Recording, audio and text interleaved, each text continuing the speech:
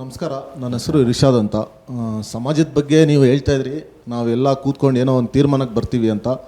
ಒಳ್ಳೆಯದು, ನೀವು ತಗೊಳ್ಳೋ ತೀರ್ಮಾನಕ್ಕೆ ನಾವು ತಲೆ ಬಗ್ಸ್ತೀವಿ. ಆದರೆ ಒಂದೇ ಒಂದು ಪ್ರಶ್ನೆ ಏನಂದರೆ, ಉಲಮಾಗಳು ಬಂದು ಪ್ರೆಸ್ ಕಾನ್ಫರೆನ್ಸ್ ಮಾಡಿದ್ರಲ್ಲ, ಅವರು ಪ್ರೆಸ್ ಕಾನ್ಫರೆನ್ಸ್ ಮಾಡಿದ್ದು ಸಮಾಜದ ಬಗ್ಗೆ ಮಾತಾಡೋಕ್ಕ ಇಲ್ಲ ಜಮೀರ್ ಅಹ್ಮದ್ ಅವ್ರಿಗೆ ಸೇವ್ ಮಾಡೋಕ್ಕ ಅಂತ ಅರ್ಥ ಆಗಿಲ್ಲ. ನಾನು ಅದೇ ಸಮಾಜದಿಂದ ಬರ್ತೀನಿ, ಅದು ಕ್ಲಾರಿಟಿ ಇಲ್ಲ. ಸಮಾಜದ ಬಗ್ಗೆ ನೀವು ಮಾತಾಡ್ತೀರಾ ಅಂದರೆ ಸಮಾಜದ ಬಗ್ಗೆನೇ ಮಾತಾಡಬೇಕು, ಇಲ್ಲಾಂದರೆ ಜಮೀರ್ ಅಹ್ಮದ್ ಅವ್ರ ಬಗ್ಗೆ ಮಾತಾಡೋಕ್ಕೆ ಬಂದಿದ್ದಾರೆ ಅಂದರೆ ಜಮೀರ್ ಅಹ್ಮದ್ ಬಗ್ಗೆನೇ ಮಾತಾಡಬೇಕು.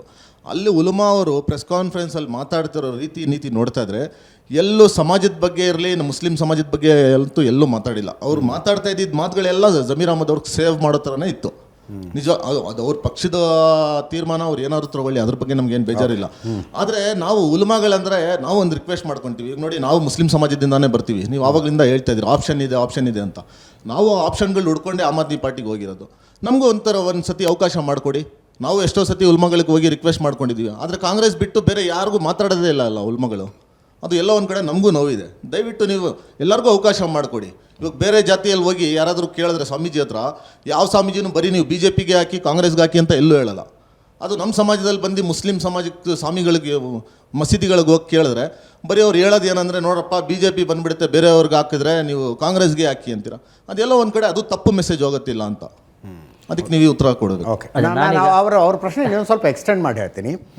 ಅಬ್ದುಲ್ ಜಬ್ಬಾರ್ ಅವ್ರ ಮೇಲೆ ಆ್ಯಕ್ಷನ್ ಆಯಿತು, ನಜೀರ್ ಅಹ್ಮದ್ ಅವ್ರ ಮೇಲೆ ಆ್ಯಕ್ಷನ್ ಆಯಿತು. ನೆಕ್ಸ್ಟ್ ಆ್ಯಕ್ಷನ್ ಜಮೀರ್ ಅಹ್ಮದ್ ಅವರ ಮೇಲೆ ಅಂತ ಚರ್ಚೆ ಶುರುವಾಯಿತು. ಸೊ ಇಷ್ಟು ಹಂಗಾಮ ನಡೀತಾ ಇರೋದು ಜಮೀರ್ ಅಹ್ಮದ್ ಅವ್ರಿಗೆ ಏನೂ ಆಗಬಾರ್ದು ಅಂತ ನೋಡಿಕೊಳ್ಳುವುದಕ್ಕೆ.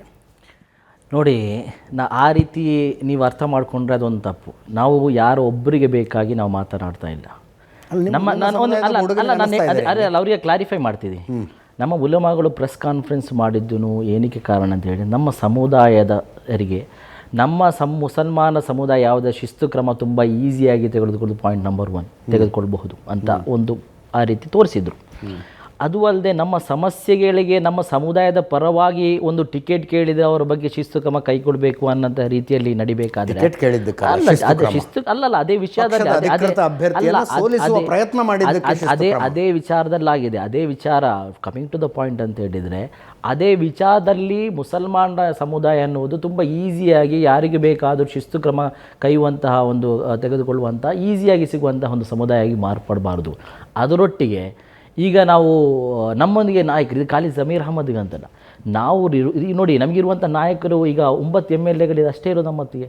ಯಾರಿಗೂ ತೊಂದರೆ ಆದರೂ ನಾವು ಮಾತಾಡ್ತೀವಿ. ಯಾಕೆಂದ್ರೆ ಅವರಿಗೆ ನಾವು ನಾಯಕರನ್ನಾಗಿ ಬಂದಿದ್ದೀವಿ, ಅವರಿಗೆ ಆಪರ್ಚುನಿಟಿ ಇದೆ. ಅವಾಗ ಅವರಿಗೆ ಬೇಕಾಗಿ ನೋಡಿ, ಯಾವುದಾಗಲಿ ನಮ್ಮ ನಾಯಕ ಈಗ ಒಂದು ಹೊಸದಾಗಿ ನಾಯಕರನ್ನು ಬೆಳೆಸುವುದು ಇದ್ದಂಥ ಪಾಯಿಂಟ್ ನಂಬರ್ 1. ಇನ್ನೊಂದು ಅಂತ ಹೇಳಿದರೆ, ಇದ್ದಂತಹ ನಾಯಕರಿಗೆ ಅವರನ್ನು ಕೂಡ ಬೆಳೆಸುವಂಥ ಜವಾಬ್ದಾರಿ ನಮ್ಮದು ಕೂಡ ಇದೆ. ಈಗ ನೋಡಿ, ಜಮೀರ್ ಅಹ್ಮದ್ ಖಾನ್ ಬಗ್ಗೆ ಹೇಳಿದರೆ, ಅವರೊಬ್ಬ ಮಾಸ್ ಲೀಡ್ರ್, ಅವರು ತುಂಬ ಕೆಲಸ ಮಾಡ್ತಿದ್ದಾರೆ. ಈಗ ಅವರಷ್ಟು ಮುಸಲ್ಮಾನರ ನಾಯಕರು ಯಾರೂ ಇಲ್ಲ, ನಾವು ಒಪ್ಕೊಳ್ಳುವಂಥ ವಿಚಾರ. ಆ ರೀತಿ ನಾನು ಮೊದಲೇ ನಮಗೆ ಲೀಸ್ಟ್ ಕೊಟ್ಟಿದ್ದೆ.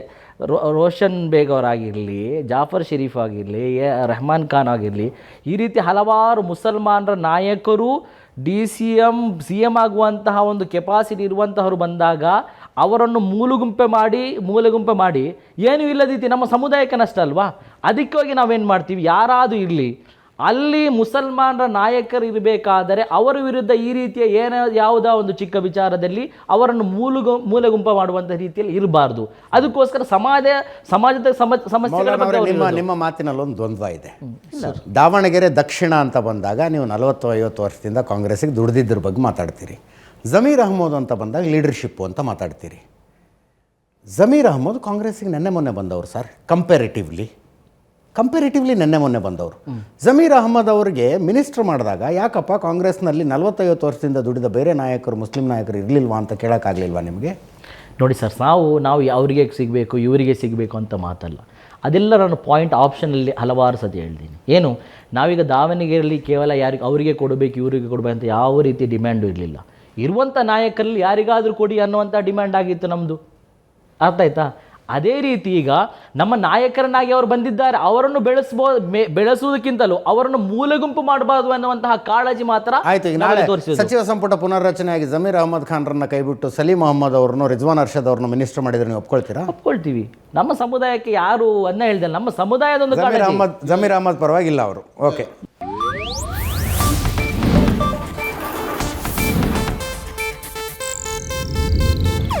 ಇದು ಏಷ್ಯಾನೆಟ್ ನ್ಯೂಸ್ ನೆಟ್ವರ್ಕ್ ಪ್ರಸ್ತುತಿ.